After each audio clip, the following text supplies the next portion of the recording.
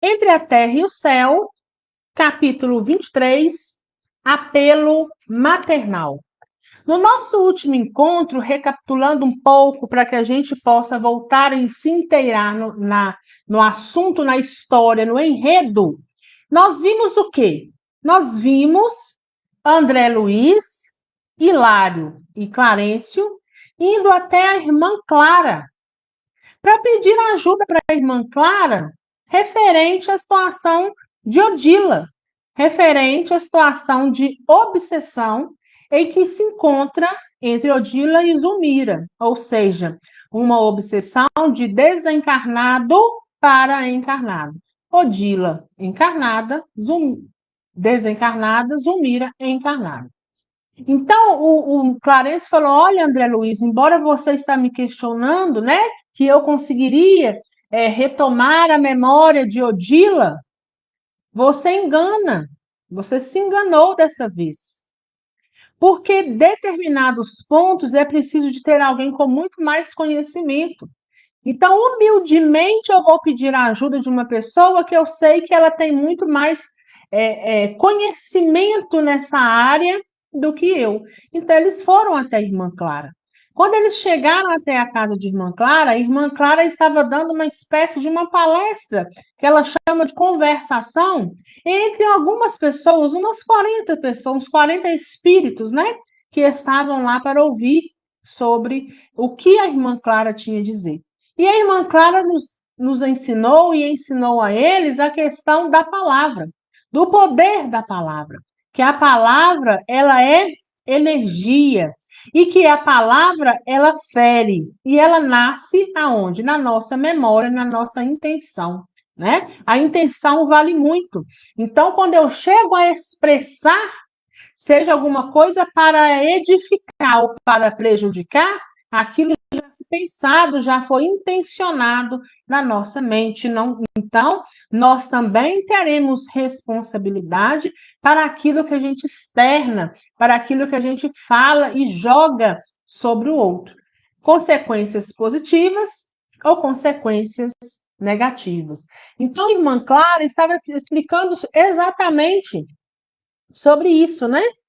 Do poder da palavra, de gerar aí, né, ideias ruins ou ideias boas.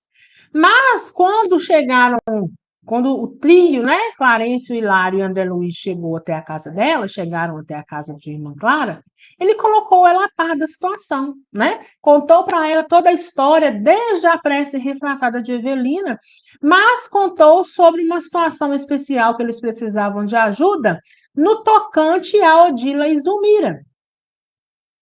Então, lá no finalzinho, né, que eles escutaram toda a palestra, ela disse, né, que ela estava com um tempo livre e que ela poderia ir, então, até a casa de Odila para ver o que ela poderia ajudar, né? Então, assim encerrou o capítulo 22 e nós vamos iniciar, então, o capítulo 23.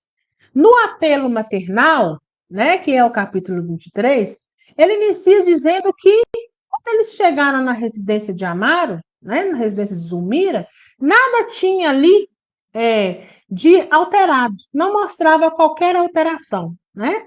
Mas, olha lá, Zulmira, atormentada por Odila, que realmente lhe vampirizava as forças, permanecia no leito, apática e desolada, como uma estátua viva de angústia e medo, escutando o vento que zunia lá fora. Então estava tudo aparentemente normal, né? Conforme eles já conheciam. Odila permanecia lá, Zulmira permanecia no leito e a desencarnada obsediando a encarnada. Então eles chegaram e encontraram o mesmo ambiente. Só que olha lá, né? Zulmira estava mais magra, mais abatida e exibia comovedoramente a própria exaustão. Irmã Clara, depois de expressivo entendimento com nosso orientador, solicitou que nós ficássemos a pequena distância. Então, a irmã Clara chegou, viu realmente a situação, viu Odila. Odila ainda não tinha visto nenhum deles, eles não tinham sido, eles não tinham deixado ser vistos, né? Mas a irmã Clara disse: olha, fiquem um pouco mais afastados. E a irmã Clara se aproximou. Aproximou-se, né, da genitora de Evelina, que é Odila, desencarnada, que tanto quanto a enferma não nos percebia a presença. Então, sob forte emoção, André Luiz fala que acompanhou, né, o quadro que se desdobrou e que para ele esse quadro foi um quadro até divino. Então, veja lá, gradativamente, o recinto foi invadido por vasto círculo de luz, do qual se fizera a instrutora o núcleo radiante. Assemelhava-se nossa amiga a uma estrela repentinamente trazida à terra, com os dois braços estendidos em formas de asas, prestes a desferir, a levantar um grande voo. Então, naquele momento, ainda que nenhuma das duas, nem Zulmira e nem Odila, percebia, principalmente Odila, que estava desencarnada, a irmã Clara se concentrou de uma forma que ao entorno dela, ao envolto dela, saiu luzes, que André Luiz mais à frente vai dizer que parecia como se fosse um arco-íris, uma soma de muitas cores, e dando a impressão de estrela, porque ela estava com os braços, né, estendidos, os braços abertos, mas que dela ela estava no centro e em volta emitia luz muito grande. Cercava enorme halo dourado esplendor, como se ouro eterizado e luminescente lhe emoldurasse a forma leve e sublime. Dos reverberos, ou seja, dos brilhos, né, dessa natureza, passavam as irradiações a tonalidades diferentes, em círculos fechados sobre si mesmo, caminhando dos reflexos de ouro e opala ao róseo vivo, do róseo vivo ao azul celeste, do azul celeste ao verde claro e do verde claro ao violeta suave, que se transfundia em outros aspectos a mim escaparem da apreciação. Então, André estava maravilhado com as luzes, né? E eu li sobre ela para que vocês pudessem o quê? Na imaginação de vocês, criarem a imagem para que dentro dessa imagem a gente consiga avançar na compreensão da história, tá bom? Tive a ideia que a irmã Clara se convertera no centro de milagroso arco-íris, cuja existência nunca pude vislumbrar. Fizera-se a casa excessivamente estreita para aquela abençoada fonte de raios balsamizantes e indefiníveis. Reparei que a Odila se aquietara, como que dominada por branda coação, ou seja, por branda força. Odila estava ali obsediando a Zulmira, mas quando começou a sair os raios de luz da irmã Clara, ainda que Odila não tinha percebido, ela se aquietou, né? E André percebeu isso. Estático, mal conseguia articular alguns monossílabos, procurando esclarecimento em nosso instrutor. Irmã Clara, informou o ministro, igualmente enlevado, já atingiu o total equilíbrio dos centros de forças que irradiam ondulações luminosas e distintas. Em oração, ao influxo da mente enaltecida, emite as vibrações do seu sentimento purificado, que constituem projeções de harmonia e beleza a lhe fluírem do ser. Se partilhássemos com ela a mesma posição evolutiva, entraríamos agora em relação imediata com o elevado plano de consciência em que se exterioriza. E então, uma vez de somente observarmos este deslumbramento de luz e cor, perceberíamos a mensagem glorificada que lhe nasce do coração, de vez que as irradiações sobre os nossos olhos são música e linguagem, sabedoria e amor do pensamento a expressar-se maravilhoso e vivo.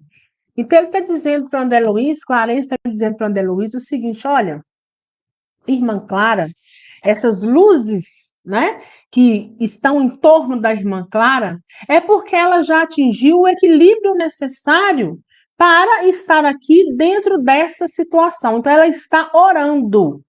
Então, lá dentro dela existe oração, existe prece. Nós ainda não conseguimos compreender, nós só vimos as luzes, achamos tudo muito bonito. Mas se nós estivéssemos no mesmo ponto, no mesmo grau de evolução que ela, nós conseguiríamos ver com mais clareza essa oração, sentir com mais clareza. Nós não a sentimos no todo, nós vimos o que está acontecendo, não compreendemos a oração porque nós não estamos no mesmo nível de desenvolvimento que ela. Nesse quesito, né, de acolhimento, principalmente dentro dessa questão de Odila, ela já tinha muito mais equilíbrio do que o ministro Clarencio. E aí a gente vai fazendo as nossas reflexões e vai entendendo o quão complexo é um resgate, o quão complexo é uma ajuda, porque a coisa vai se espichando. Ao longo do caminho, vai encontrando novas páginas, novos capítulos, e que muitas das vezes a espiritualidade amiga não pode fechar os olhos. Ela precisa, de uma certa forma, estender as mãos, até mesmo para poder pegar esse fio do porquê de todas as coisas, né? No caso, lembra lá na casa de Antonina? Antonina era Lola e Bahuri. O avô fez parte também da vida de Antonina em uma outra encarnação, então tudo ali estava se ligando, né? Então, para entender a história, são vários personagens que vão chegando, novos capítulos que vão sendo aí descortinados, né? E a gente entende que às vezes quando a espiritualidade amiga não nos tem resposta ou quando as respostas demoram demais, é porque talvez as coisas do outro lado também estão numa complexidade que nós, às vezes, nem temos também equilíbrio para saber do que se trata, né? Mas a espiritualidade está trabalhando. Agora, pensem, isso é referente a uma prece. Imaginem quantas preces não são recebidas e quantos trabalhadores não precisam ter para poder dar a resposta a cada um. Ainda que não seja a resposta que a gente quer, mas ele não tem uma resposta, não chega uma resposta, mas para que essa resposta chegue, é preciso trabalho. E muitas das vezes a gente não compreende. A gente quer a resposta de imediato. A gente quer tudo para ontem, né?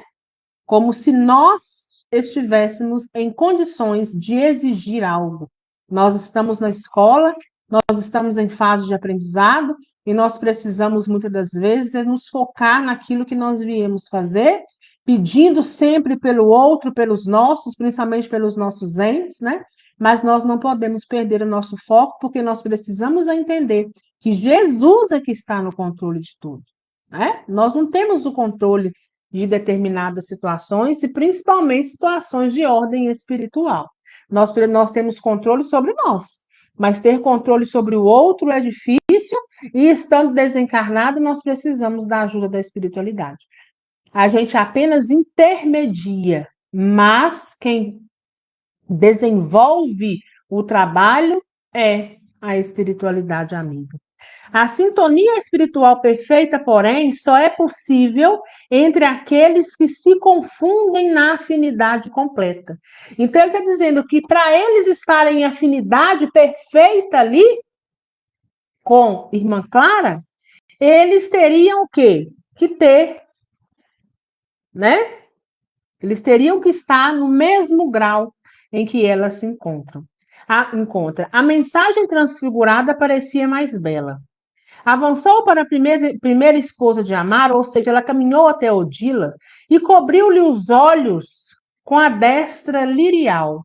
Então, o que ela fez? Ela chegou próximo de Odila, né, e cobriu os olhos com a mão direita.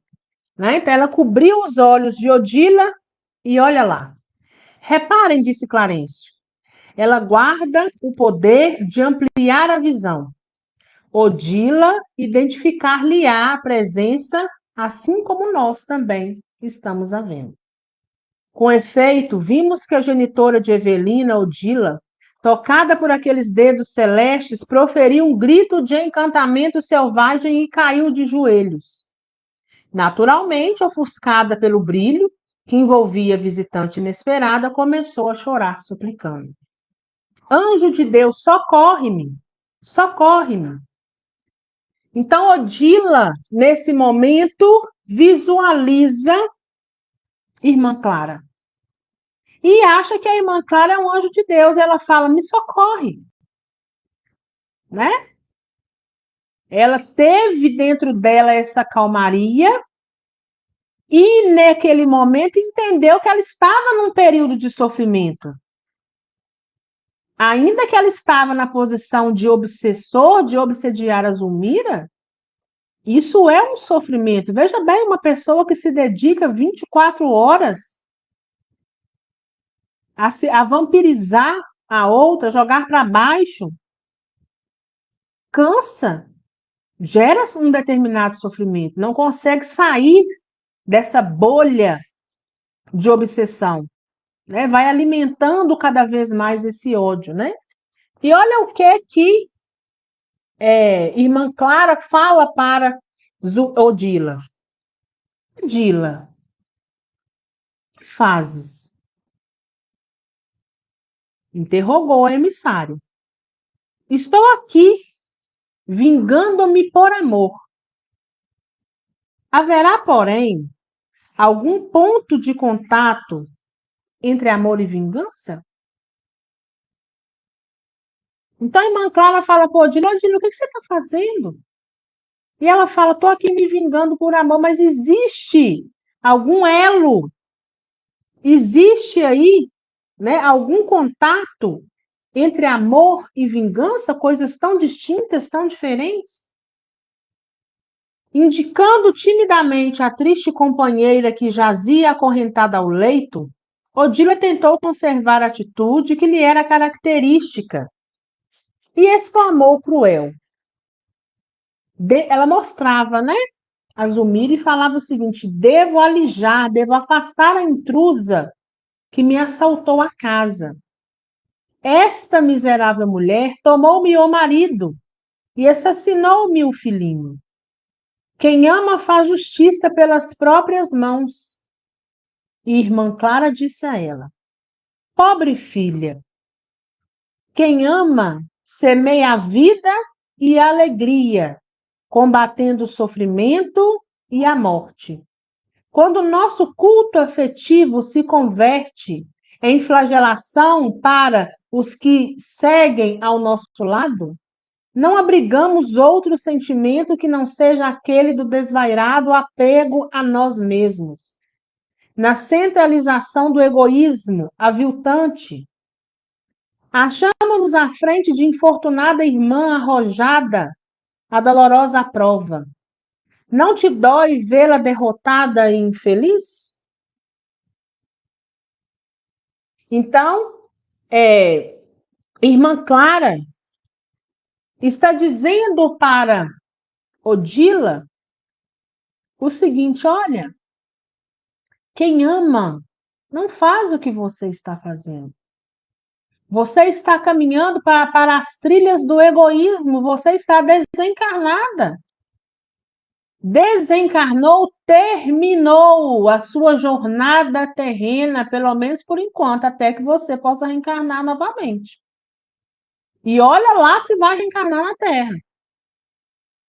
Então, se você se findou o período que você estava aqui em corpo físico junto desse que você chama de marido, o tempo encerrou, encerrou-se também todas as suas atividades como Odila na Terra. E olha o que você está fazendo com essa irmã, você não sente pena? Ela já está passando por duras provas. Você deseja Colocar mais peso sobre o fardo que ela já carrega? Então, irmã Clara está chamando Odila a raciocinar, a pensar, tentando endireitá-la no caminho que ela precisa, que é o caminho de seguir, de não permanecer na terra e de não continuar obsediando Zulmira. Ela desposou, ela casou com o homem que amo, soluçou Odila. Mas dominada pela influência magnética da mensageira, que impressionada por suas belas palavras, ela disse: não seria mais justo considerar que ele a desposou? Não seria mais justo considerar esse novo casamento? Se Amaro decidiu contrair novo matrimônio, ele não tem direito só porque um dia foi casado, teve um casamento com você na terra? Mais uma vez, irmã Clara está chamando Odila a entender e aceitar o desencarne. Então, porque você teve um marido, uma esposa, um namorado, e um dos dois morre, o outro não pode continuar a vida? O outro não pode fazer o que ele quer fazer, seja no mundo espiritual ou no mundo terreno, ele tem que ficar por conta do outro. Então ninguém vai evoluir mais, porque cada um vai ter que ficar esperando o outro. Porque o outro quer que eu faça isso, porque o outro quer, e nós não temos o direito de infringir, de atentar contra o livre-arbítrio de ninguém. Porque nem Jesus nem Deus o faz. Deus, quando nos criou simples e ignorante, a partir do momento que nós fomos nos desenvolvendo e chegamos no nosso estado hominal, nós temos aí nosso livre-arbítrio. Então, como que o outro tem esse direito de escolher pelo outro, de indicar para o outro o caminho que ele tem que andar, se ele tem que ficar estagnado ou se ele tem que evoluir? Nosso caminho, ele é único, ele é nosso, somos nós que o construímos. Imagine se fosse o contrário. Você com tempo para poder evoluir, o outro aguardando que você o aguarde na hora que ele estiver disponível, ou na hora que ele aceitar. Nós não somos donos da vida de ninguém, nem vida terrena, nem vida espiritual, muito menos quando a gente desencarna e os outros ficam aqui. Ou então nós temos entes desencarnados do lado de lá. Nossos entes precisam seguir, nós também, né? Então é isso que a gente precisa entender.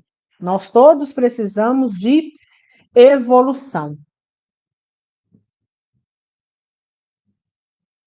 Cadê? Acariciando-lhe a cabeça agora trêmula, a instrutora disse: Odila, o ciúme que não destruímos enquanto dispomos da oportunidade de trabalhar no corpo denso, transforma-se em aflitiva fogueira a queimar-nos o coração depois da morte. Então, olha o que a irmã Clara está dizendo para Odila. Se você, quando a gente não aprende a lidar com essa questão do ciúme quando nós estamos na carne, nós vamos levando isso conosco para o mundo espiritual. E uma hora isso vai precisar o quê? Ser trabalhado.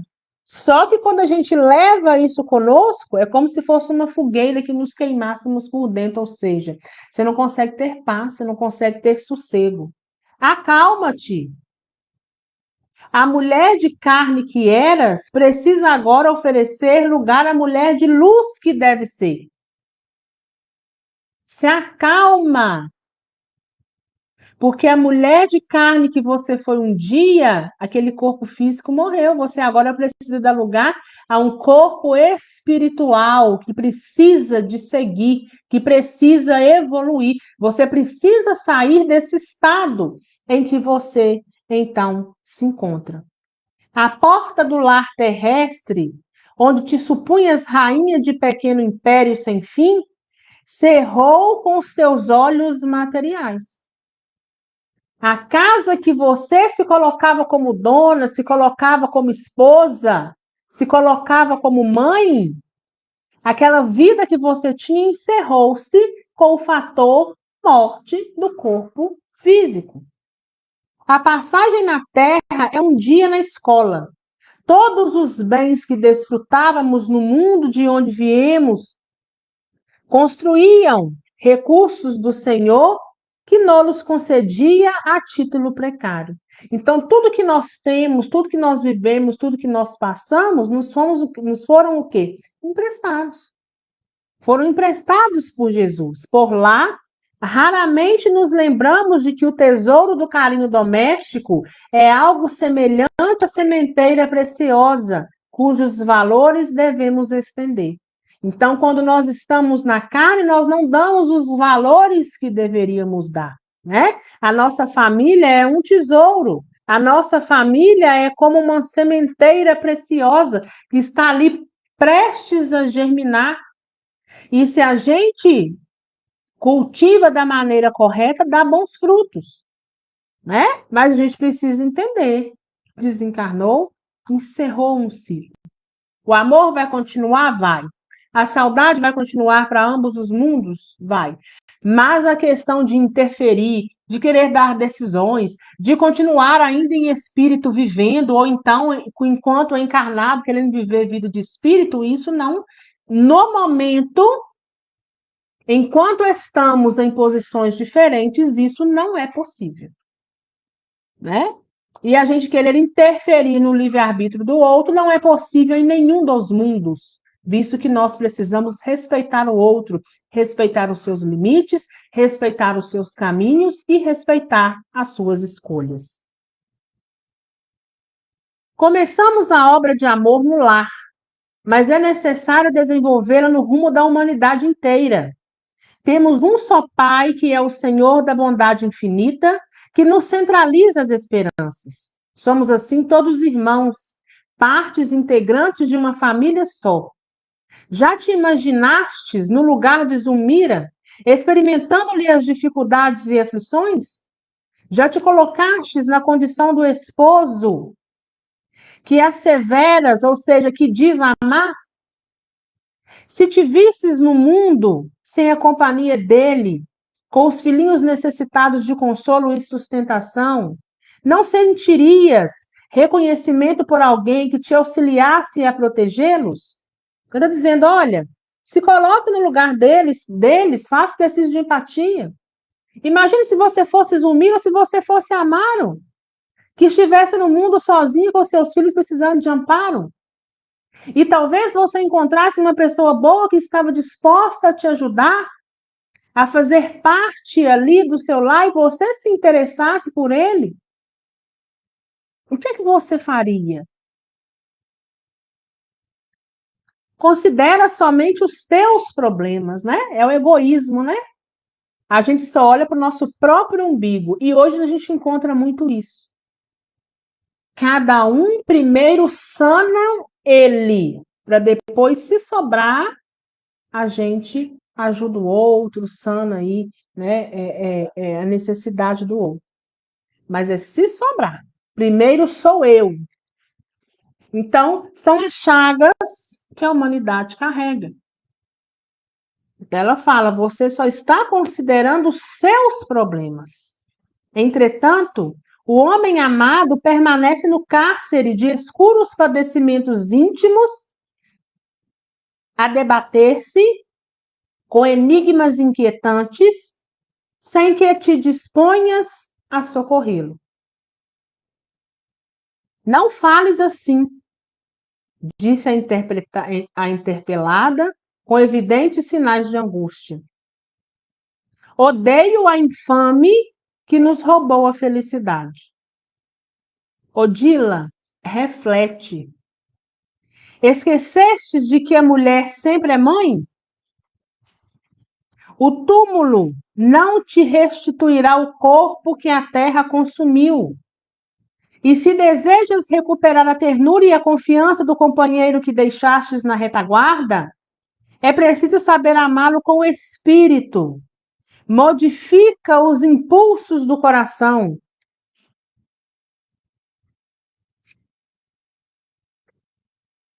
Não ponhas amaro capaz de querer-te, transtornada a qual te encontras, entre as farpas envenenadas do despeito, caso chegasse de repente até nós. Então, ela está tentando trazer a Zulmira, a Odila, à realidade. Ela, porém, matou meu filho. Podes provar semelhante acusação? A intrusa invejava-lhe a posição no carinho de Amaro. Sim, concordou Clara. Admito que Zulmira assim se conduzisse. É inexperiente ainda. E a ignorância, enquanto nos demoramos na terra, pode impedir-nos a visão. Mas não seria justo, tão somente por isso, atribuir-lhe a morte do pequenino. Medita. A verdadeira fraternidade ajudar-te-á a sentir naquela que te sucedeu no lar uma filha suscetível de reconhecer, de recolher-te o afeto e a orientação. Em lugar de forjares uma inimiga na sinistra bigorna da crueldade, edificarás uma dedicação nobre e leal para enriquecer-te a vida, retirando a luz do teu amor das chamas comburentes do inferno de ciúme em que padeces pela própria vontade. Serás realmente para o homem querido e para a filha que clama por tua desistência uma inspiração e uma bênção. Irmã Clara está dizendo para ela: desiste desses seus planos. Não é porque ela teve uma atitude com o Júlio que você pode dizer-lhe que ela é toda culpada. Acorda para a vida, para a nova vida, para a forma em que você se encontra agora, que é desencarnada. Tira esse ciúme, esse egoísmo do seu coração, deixe as pessoas viverem. Deixe o seu lar ser equilibrado, como a prece que sua filha fez, a Evelina. Ela fez uma prece pedindo orientação, porque o lar encontrava-se o quê? Desequilibrado. Então acorda para a realidade que você teima em persistir nela. Talvez porque Odila, quase vencida, simplesmente chorasse, a mensageira afagava-lhe os cabelos, acrescentando: sei que sofres igualmente como mãe atormentada. Recorda, contudo, que nossos filhos pertencem a Deus. E se a morte colheu a criança que estremece, separando-a dos braços paternais, é porque a vontade divina determinou o afastamento. A mensageira amimava-lhe a fronte, dando-nos a impressão de que a submetia a suaves operações magnéticas. Depois de alguns instantes em que apenas ouvíamos os soluços de Odila transformada, a venerável amiga acentuou: por que não te dispões a clarear o próprio caminho a fim de reencontrares o teu anjo e embalá-lo de novo em seus braços, ao invés de te consagrares inutilmente à vingança que te cega os olhos e enregela o coração? Endurece o coração? E olha lá, o que irmã Clara disse a ela agora? Olha, em vez de você estar aí nesse ponto de obsessora, alimentando esse ciúme que está em você, seu filho está desencarnado. Por que você não se coloca na posição de mãe e vai embalar o seu filho? O seu filho agora é espírito como você. Não seria melhor você estar com ele, estar em equilíbrio para estar com ele, do que pensando aqui em vingança?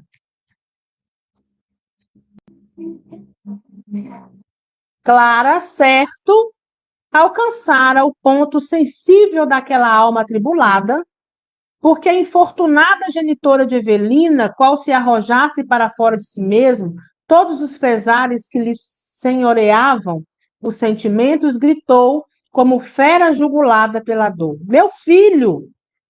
Meu filho! E seu pranto convulsivo se fez mais angustiado, mais comovente. A emissária do bem abraçou-a com maternal carícia e falou-lhe aos ouvidos: rejubila-te, alegra-te, irmã querida. Grande é a tua felicidade. Podes ajudar, e isso representa aventura maior.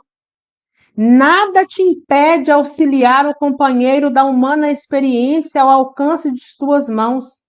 E basta uma prece de amor puro, com o testemunho de tua compreensão e de tua piedade, para que venças a reduzida distância entre o seu sofrimento e o sofrimento do filho idolatrado.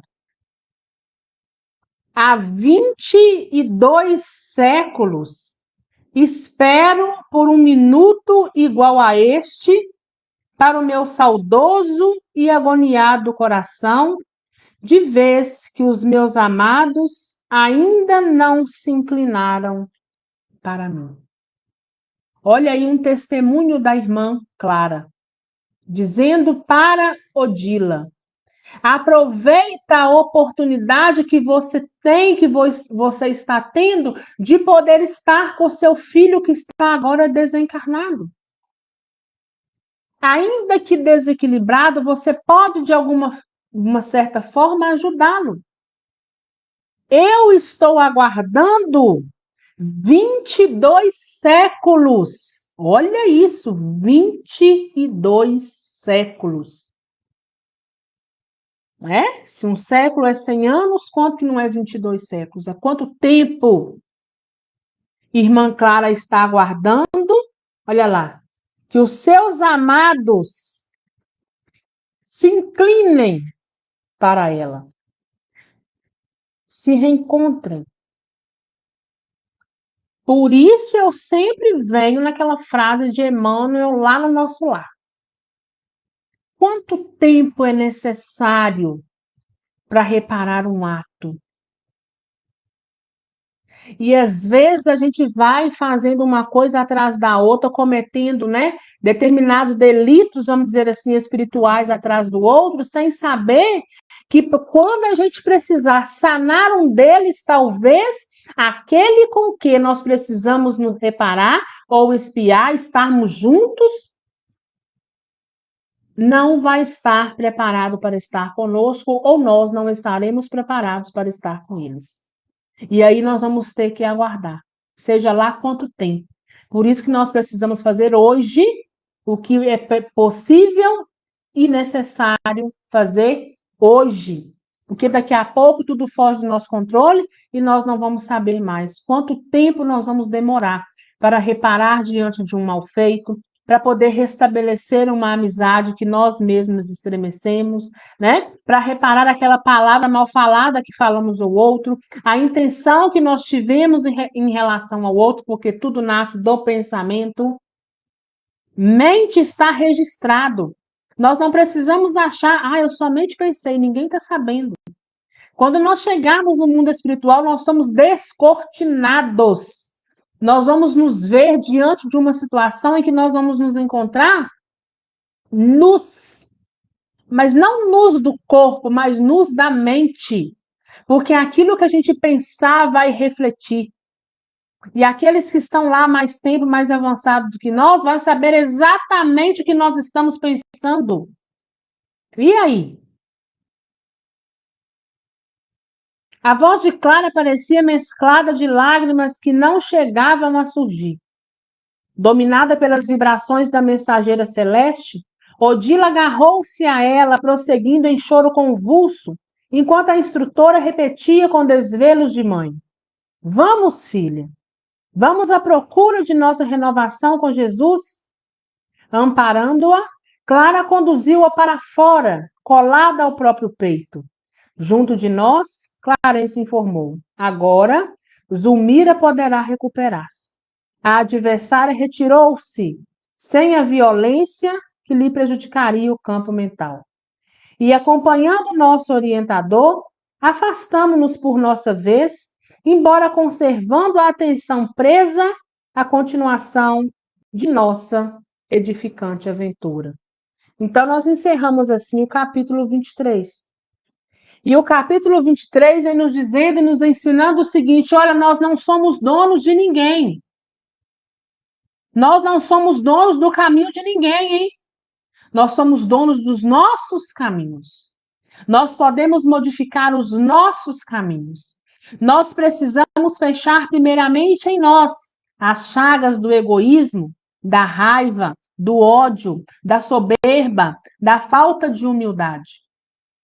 O capítulo 23 nos ensina mais uma vez: cerrou os olhos físicos, morreu o corpo físico, findou-se o nosso tempo na terra. Por mais que doa, nós precisamos seguir. O capítulo 23 nos ensina que nós devemos, se possível, consertar agora. Porque nós vimos o exemplo da irmã Clara. Ela está há 22 séculos aguardando por reparações junto aos filhos, para que os filhos se inclinem a ela. Ela continua seguindo, mas provavelmente muitos estão parados, estão estagnados dentro da raiva, dentro do ódio. Então, que nós possamos aprender com essa nossa irmã. Clara nos ensinou que as atitudes de Odila estava deixando ela própria estagnada. Então, nós aprendemos que, quando nós queremos o mal para o outro, nós estamos estagnando a nós mesmos. Quando nós deixamos de caminhar pelo ciúme, nós estamos deixando de caminhar, prejudicando o outro, cometendo aí, né, um erro que nós vamos precisar reparar e nos estagnando ainda mais. Nos prendendo em um campo que nós não precisaríamos estar. Clara também nos ensina que a vida espiritual continua e que nós temos o que fazer do outro lado. Embora o coração queira permanecer na terra, existem missões que nós podemos colaborar do outro lado. E que muitas vezes é a nossa mente que precisa ser aberta, é que precisa ser ampliada. Nós precisamos deixar de querer estar agarrados à terra, a bens materiais, uma vez que nós já desencarnamos. Por isso nós estamos tão longe ainda da classe dos espíritos puros. Mas se nós caminhamos até aqui, se nós estamos até aqui hoje, é porque nós, em todo o nosso desenvolvimento, foram milênios de séculos. Então nós caminhamos muito. Então a nossa caminhada precisa continuar. E nós precisamos ter isso em nós. O outro desencarnou, eu tenho por ele muita gratidão, muito amor. Foi muito bom quando passou por aqui. Eu não consigo nem mensurar o tamanho desse amor, mas eu quero que ele siga. Eu quero que ele tenha em suas mãos o poder de decisão que é inerente a ele. Não cabe a mim fazer por ele. Cabe a mim orar e pedir a Jesus que esteja com ele em todos os caminhos, que esteja com os nossos entes onde nós não podemos estar, porque nem na Terra, enquanto estávamos todos encarnados, não era possível você ficar vigiando o outro 24 horas. Ainda na Terra a gente pede, né? Seja por um filho, por um pai, por uma mãe, por um irmão, quando sai, ô Senhor, derrame sobre ele. Eu, todo dia que meu filho sai, eu falo. Derrame sobre o meu filho as bênçãos que ele precisa. Coloque no caminho dele pessoas boas. Afaste aquelas que têm pensamentos negativos. Vá onde eu não consigo ir, aonde meus olhos não conseguem ir. E assim a gente vai tocando o dia. Mesma coisa são os espíritos. Mesma coisa são os espíritos para conosco. Não tem como nós ficarmos 24 horas querendo viver uma vida que não é nossa. Nós precisamos continuar a nossa caminhada, nossos entes também precisam continuar a caminhada. Que nós, nesse capítulo de hoje, possamos ter aprendido com Clara. Quando Clara diz a Odila: acorda, minha filha. Vamos ajudar no que precisa ser ajudado? Vamos caminhar, vamos andar pelos caminhos de Jesus? Enquanto você está aqui estragando aquela que um dia foi a sua família, o seu filho está do outro lado, desencarnado, necessitando de uma ajuda que você pode dar. Então Odila se afasta e Clarencio disse: agora Zulmira vai conseguir se recuperar. Porque afastou-se a causa. E agora eles vão, com certeza, também ajudar a Zulmira, trabalhar com ela, né? Para que ela tenha coragem e força, para que ela saia desse marasmo, para que ela deixe as portas fechadas para determinados sentimentos, para que ela possa, então, se reerguer. Então, hoje foi um aprendizado muito grande, muito bonito, apesar de ser aprendizado que nós já sabemos, mas que nos mostra na prática o que muitos podem estar vivenciando. Então, nós podemos sempre contar com a espiritualidade amiga, mas nós precisamos fazer a nossa parte, né? Nós precisamos fechar as portas, que muitas das vezes deixa de entrar as coisas negativas, e nós precisamos também acreditar nessa ajuda que às vezes só o espiritual consegue nos ajudar, ou então nos colocar de pé para que a gente possa continuar a nossa jornada, assim como Zulmira. Alguma dúvida, gente?